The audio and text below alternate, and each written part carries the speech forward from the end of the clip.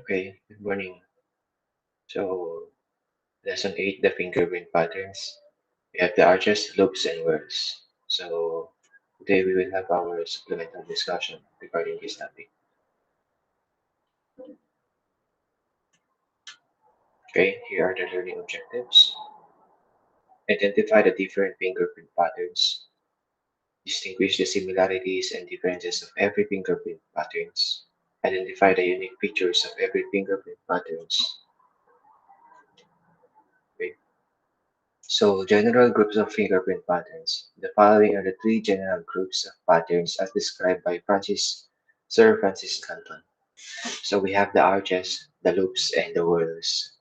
So, arches, they just flow from one side and uh, they then make an exit to the other side. So, with the arches and loops, we just make a recurve and goes back to the same side of origin. Whirls naman, ridges that makes a circuit or spiral ridge. So, ito siya. So, arches are ridge pattern that flows from one side to the other side, while loop uh, is a ridge that forms is a recurving ridge that goes from its direction and it goes back to the same region or same direction. So, pagato siya. Okay. And the whirl, meron siyang circuit o spiral pattern. And we have general set of patterns come the eight specific patterns, namely the arches, the arch family, the loop family, the whirl family. So the whirl family is composed of four types of whirl, and the loop family is composed of two, and the arch two. So it's eight specific pattern ang tawag natin sa kanila. So ang arch family Ang arch family daw is 5% daw ng fingerprint ng mga tao is 5% lang ang mayroon ng 5% lang ang tendency na magkaroon ka ng arch na pattern. So, we have the plain and tented arch. So, the plain arch, ito itsura niya. Ito naman tented arch, parang meron siyang letter T or parang tent dito sa gitna. That's the tented arch. Okay? And of course, you have the loop family. It is composed of the radial and ulnar loop. Pag sinabing radial loop, the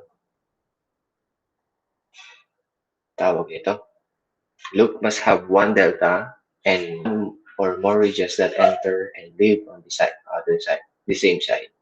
These patterns are named for their positions related to the radius and hole na bone. Itong radius, ito na hanapan niya dun sa bones, dun sa thumb natin. Ito namang ulna bone, nahanapan yan sa pinky or little finger natin. So, itong radial loop sa right thumb natin, uh, tawag dito, ito, yung sa right thumb natin, kung papansinin nyo, kung ito yung kamay, yung recurving ridge, it faces the radius or the right thumb. So, ibig sabihin, radial loop ang tawag natin dyan. Pag ulnar loop naman, itong recurving ridge niya, it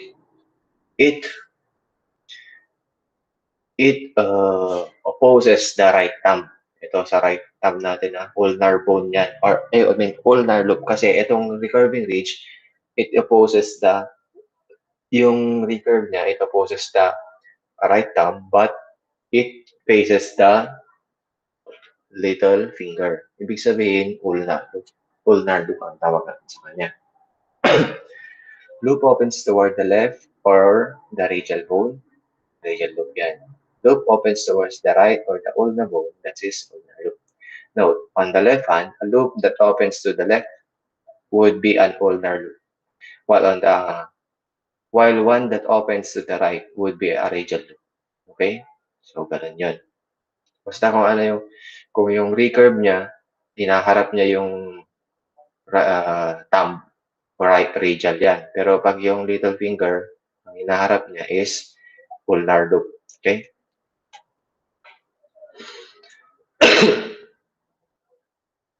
The word family.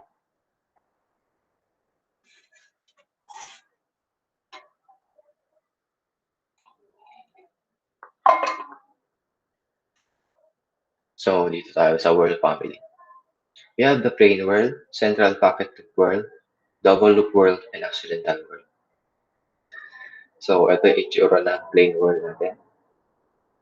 Kung papansin ninyo, circle siya. Central pocket loop world, circle din siya. Double loop world, meron siyang dalawang loop. Pero spiral in motion pa rin siya. So, ganyan itsura ng double loop world.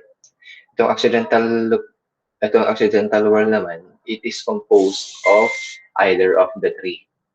Pwede siyang may plain world, pero ito, it is composed of central pocket loop world and double loop world. Kaya siya tinatawag na accidental world. Okay?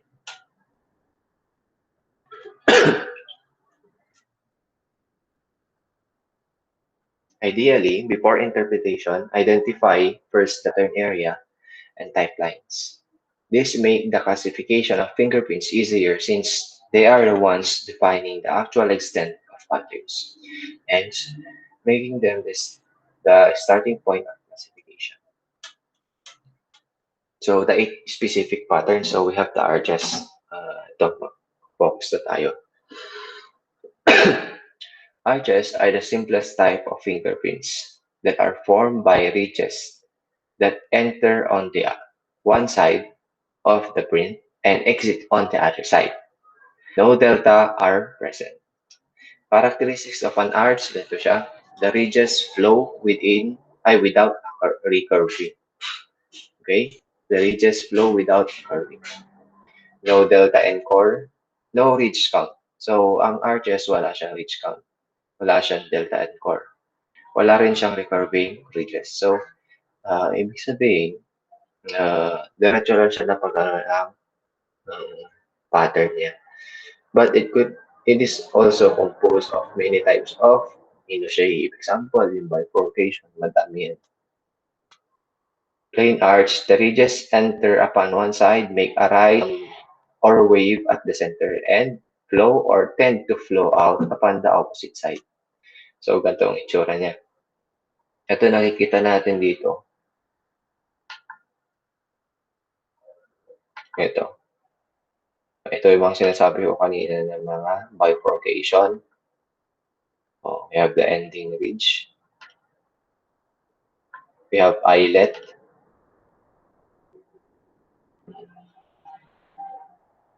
Baba. Oh, yan. We have that ridge in that. Oh, we have, ano to? Yan yung tinatawag natin na malnourished na or very thin na pattern.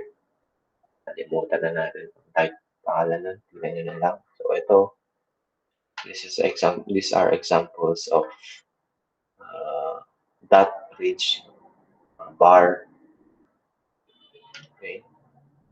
And of course, ito yung tsura pa ng iba pa mga tented arch. I mean, plain arch. So we have the tented arch. Tented arch, the ridge flow from one side and exits on the other side.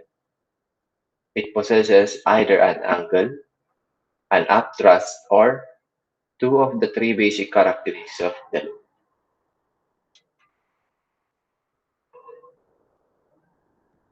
Okay, type of tented arches, the type in which ridges at the center from a definite angle is 90 degrees or less. So the type in which one or more ridges at the center form form an upthrust. An upthrust is an ending ridge of any length rising at a sufficient degree from a horizontal plane that is 45 degrees. Okay, the type approaching the loop type possessing two of the basic or essential characteristics of the loop but lacking the third. So ito yung itsura ng tented arch. Okay? Ito itsura ng dented arch.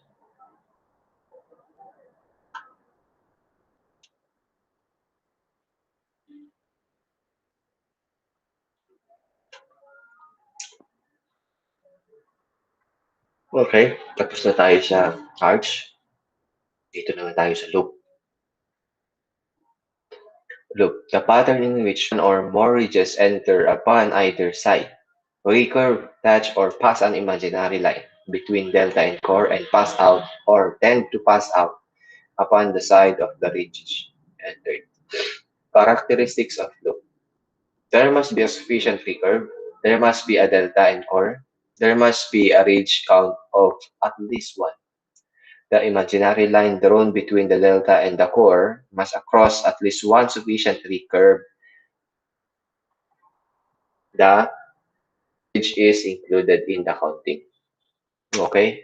Ito, yung characteristics ng loop, there must be a sufficient recurve. Kailangan na ganun siya. Okay? And then there must be a delta and core. And of course, there must be a ridge count of at least one. This one. The imaginary line drawn between the delta and the core must cross at least one sufficient recurve and the ridge is included in the counting. So, ang counting yan is kung yung imaginary line is meron siyang nadaanan na isang sufficient recurve that is one ridge count. Paano malalaman na sufficient recurve? Pag yun ay hindi nakat. Okay?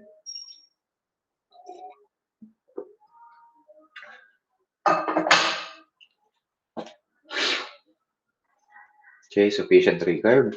The space between shoulder of loop free of any appendage and abutting right angle. Ang itsura ng appendage ganito. Ito yung sufficient recurve. Okay? Yung appendage, ganito yun. Ito yung sufficient recurve. No? Pero pag may ganyan appendage, ibig sabihin hindi yan considered as sufficient recurve kasi may appendage na. Okay? That it must be free of appendage and abutting right angle. Okay, abutting right angle. Ganito. Okay? Okay, appendage sinabi, a short ridge at the top of summit of a recurve usually at right angle.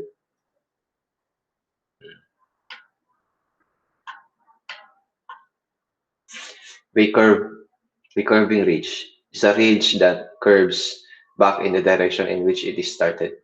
So yan, recurving ridge. Shoulder of a loop.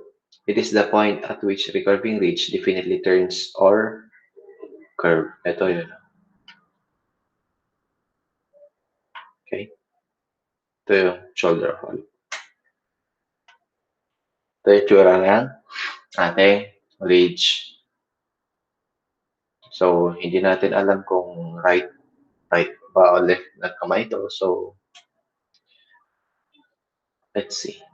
Example, if this is from a right hand, and then, and kung ito ay nasa right hand, ito right hand to. Ito, pag ganun siya.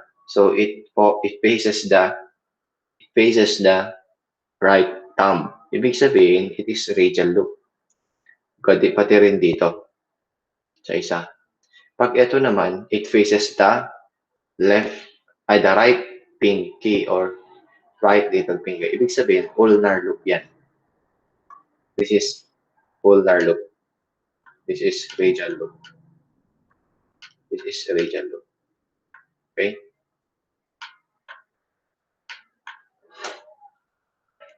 Types of loop pattern. This pattern are named for their positions related to the radius and ulnar bone. The radius bone is on the side of the thumb, while the ulnar bone is located on the side of the little fingers. Hence, the name ulnar and radial loop is given. So, ulnar loop, if the loop is opening, is facing the little finger. Radial loop, if the loop opening is facing the thumb. Okay, ito yung sinasabi ko kanina. So, itong sa left hand,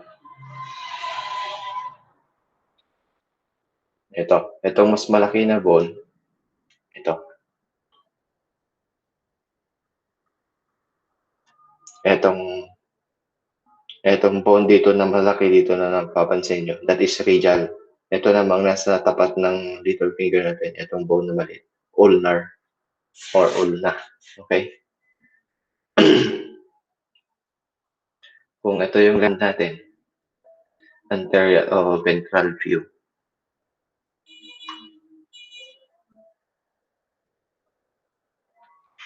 So, tignan nyo rito sa picture. Ito yung left hand. Itong anterior view. Dorsal. Ah,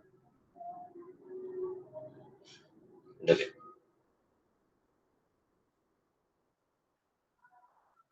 Ito pala.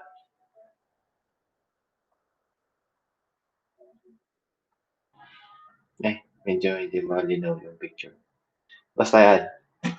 Yung mas maliit, yun ang ulna. Yung radius, yun ang mas malaki. Okay? Left hand. Kung sa left hand natin, sa left hand natin, kung yung recurving ridge, kung itong si recurving ridge, sa left hand natin, is facing the little finger, ito, di ba, example, ito yung thumb.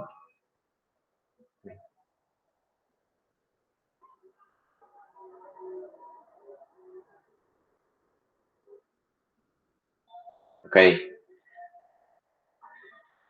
If the recurving ridge is facing this little finger, so this is ulnar loop. Ito naman, kung it faces the left thumb,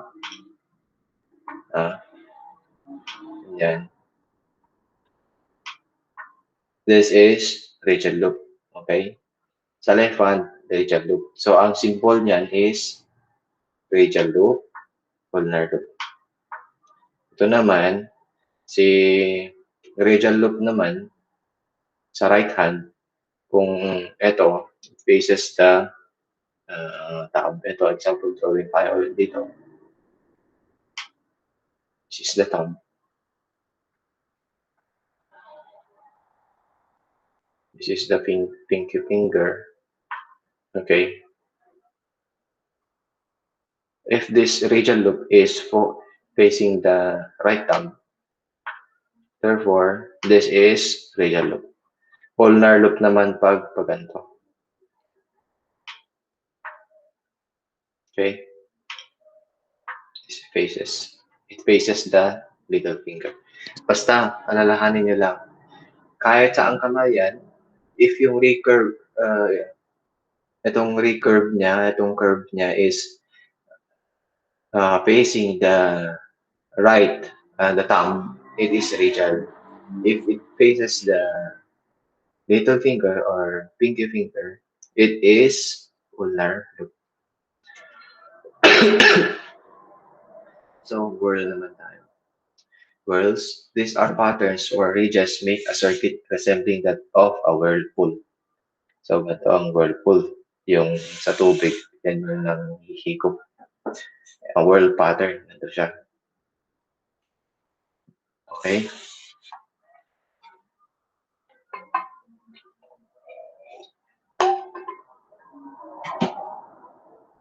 Essential requisites. A pattern is a whirl if it complies with the following. At least 2 deltas, maybe 3 for accidental. At least one ridge makes or tends to make a complete circuit, oval, spiral, circular, or any variant of circle. So, ang requisite ng isang whirl, at least 2 delta, and at least one ridge makes or tends to make a complete circle or circuit.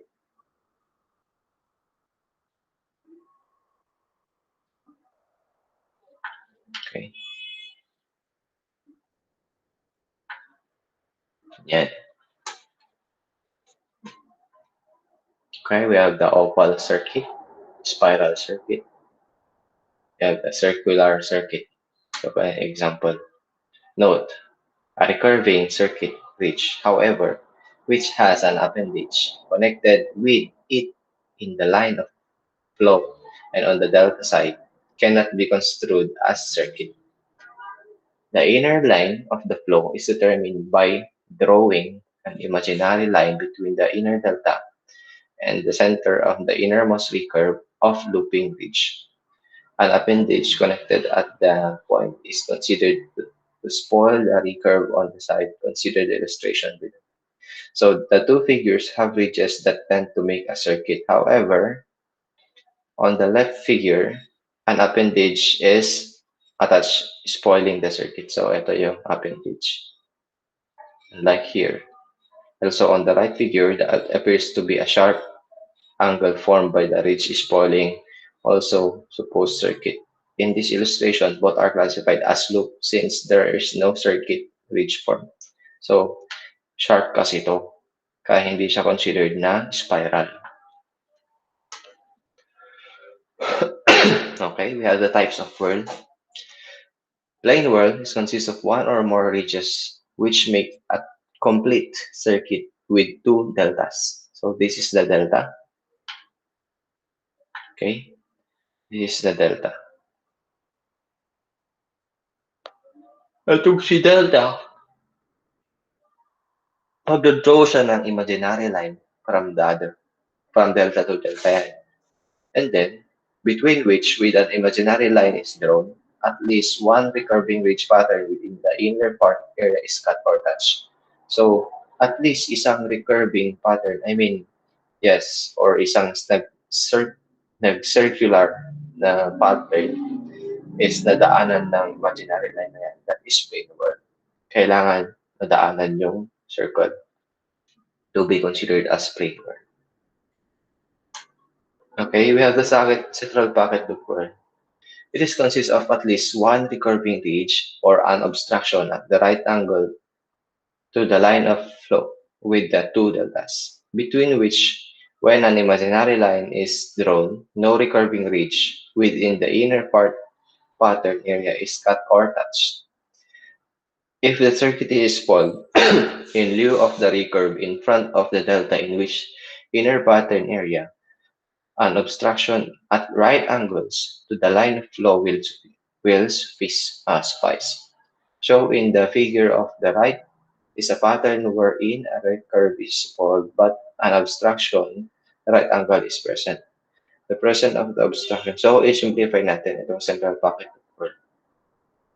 As long as ito, example itong delta, and this is the other delta. Kung ito, meron tayong imaginary line at hindi natamaan, wala siyang nadaanan na curve. Itong circuit niya nandito sa taas, hindi niya na-touch itong imaginary line. It is considered a central pocket loop whorl. That's it. That is how simple it is. So double loop whorl naman, it consists of two separate loop. Ito. It is consists of two separate loop. Okay, this is the two separate loop with two separate and distinct sets of shoulder and two deltas. Ganito ang itsura ng ating double loop whorl. Okay? Accidental whorl naman, it is consists of combination of two different types of pattern with the exemption of plane arch. So, exemption of plane arch. With two or more deltas, or a pattern which possess some of the requirements of two or more different types, or pattern which conforms of non-definition. So, papansinin nyo, this is composed of nag-touch naman siguro tong delta niya dito sa may kuan. So this is composed of plane whirl and composed of a loop. So plane whirl and loop. Ito naman double loop whirl naman to. Ito double loop whirl siya and it's composed of dented arch. Okay? Ito naman, it is composed of double loop whirl.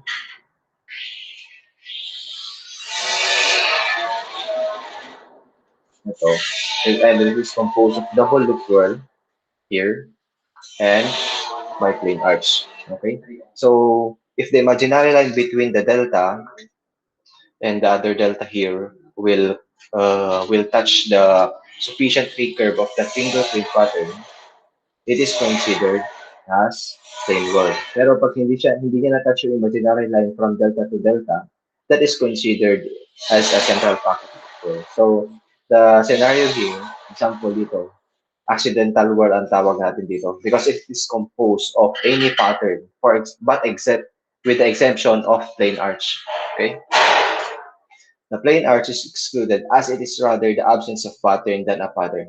Underneath every pattern, there are ridges running from one side to the other side. So that if we were not exclude, uh, so that if it were not excluded, every pattern but the plain arch would be an accidental word.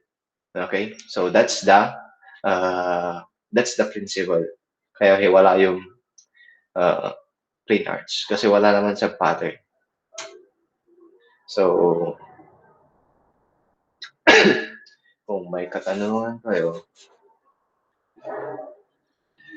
um, okay, wala naman siguro kasi na-explain naman natin yung itsura ng kwan.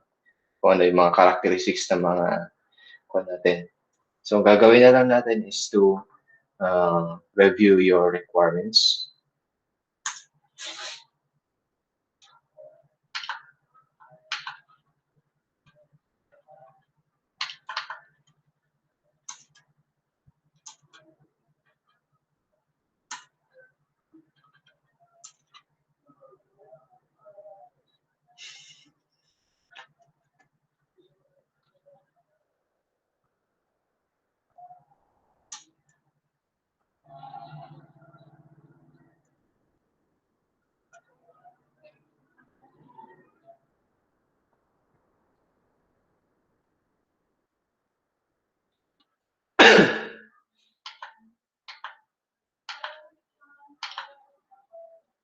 Okay?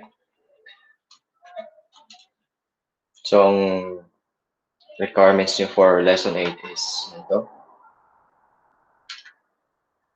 What is the difference between ulnar loop and radial loop? So, lagay nyo lang yung difference niya based on the characteristics.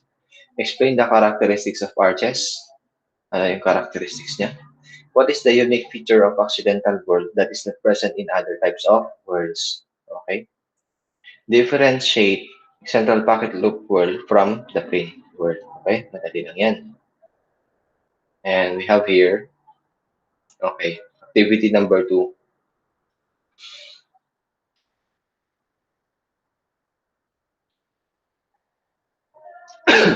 Enumerate the fingers on the given photo that bear loop arches pattern. Identify the fingerprint pattern of the enumerated fingerprints that bears loop or arches pattern.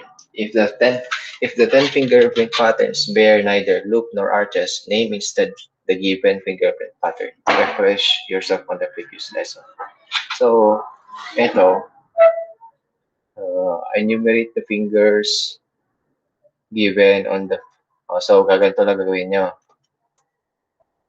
Example dito. Ito sa left, itong fingerprint card nito na isa, enumerate nyo lang daw saan, kung anong thumb dito sa right at left hand natin, kung ano yung mga finger dito na may loop and arches pattern. So, for example, tignan nyo dito sa number 1. Okay, dito sa thumb natin, meron bang loop and arches? Wala. Whirl to, whirl pa yan. So, whirl ba to, arches ba yan? So, tignan nyo kung mayroon siyang loop or wala. So, kung wala daw siyang loop or arches, ilagay nyo na lang kung ito. If the 10 fingerprint patterns bear neither loops and arches, name instead the given fingerprint pattern. So, ang gagawin nyo, 1 to 10, itong thumb, i-copy nyo sa papel nyo. Thumb, index, middle, ring, ilagay nyo dun sa 1 to 10 yan. Then, sa tapat niya, ilagay nyo kung anong uri siya ng pattern. Example, whirl ba to? Ito ba, nag-conscious ta?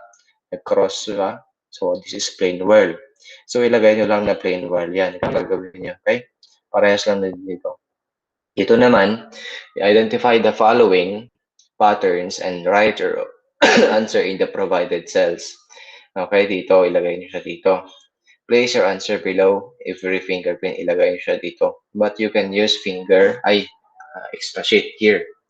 Kaya identify the following pattern. Anong pattern to? Ilagay niyo lang dyan kung anong pattern yan. Parehas lang din dito. Okay, madali lang to guys.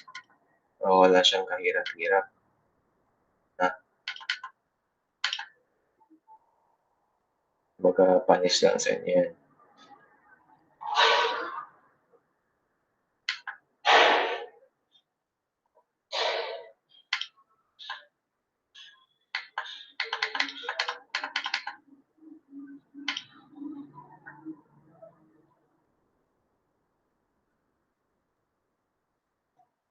Okay guys, thank you for listening. I hope nakakatulong ako sa inyo. Naintindihan niyo yung lesson niyo.